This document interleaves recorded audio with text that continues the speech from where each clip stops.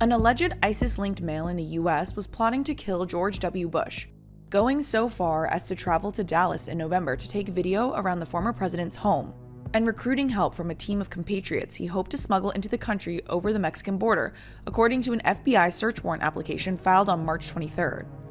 The FBI said it uncovered the scheme through the work of 2 confidential informants and surveillance of the alleged plotter's account on the Meta-owned WhatsApp messaging platform.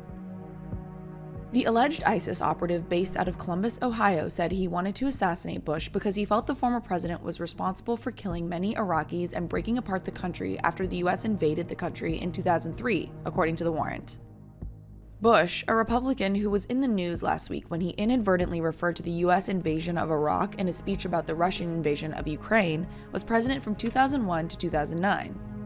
The case shows how federal investigators continue to monitor threats from ISIS, even as the group has been severely weakened by American intelligence and military operations in recent years. It also shows how the FBI, despite its claims of being prevented from investigating major crimes because of Meta and other tech providers' use of encryptions, has been able to work around WhatsApp security by using old-school policing with sourcing from informants and tracking the metadata they can get from the messaging company. The alleged plot organizer has been in the US since 2020 and had an asylum application pending, according to the FBI's search warrant application. In November 2021, the suspect revealed to the FBI's insider the plot to assassinate Bush and asked the confidential source if he knew how to, quote, obtain replica or fraudulent police and/or FBI identifications and badges to help carry out the killing, and whether or not it was possible to smuggle the plotters out of the country the same way they came in after the mission was complete, according to the warrant.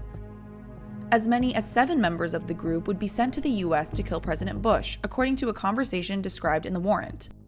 His plan, according to the warrant, was to get the ISIS operatives Mexican visitor visas, using passport information he would send the informant over WhatsApp before getting them over the border. The alleged smuggler said he also wanted to find and assassinate a former Iraqi general who helped Americans during the war and whom he believed was living under a fictitious identity in the US, investigators said. As part of its surveillance of the alleged plotters, the FBI recently received permission to acquire mobile location information from AT&T. It had already used what's known as a pen register on the WhatsApp account, believed to belong to the chief suspect, helping them determine how often the account was used, what numbers it was contacting, and whether or not it was active.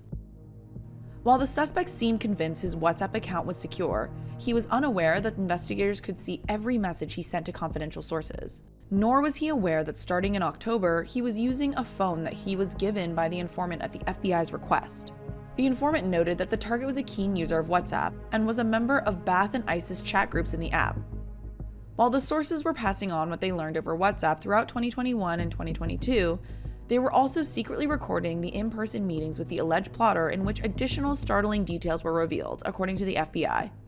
In one conversation from December, according to the warrant, the suspect claimed to have had just smuggled 2 individuals associated with Hezbollah, a terrorist organization according to the US, into the US for a fee of $50,000 each. As no charges have yet been filed against the suspect, Forbes is publishing neither his name nor the full warrant. It's unclear if he has been arrested.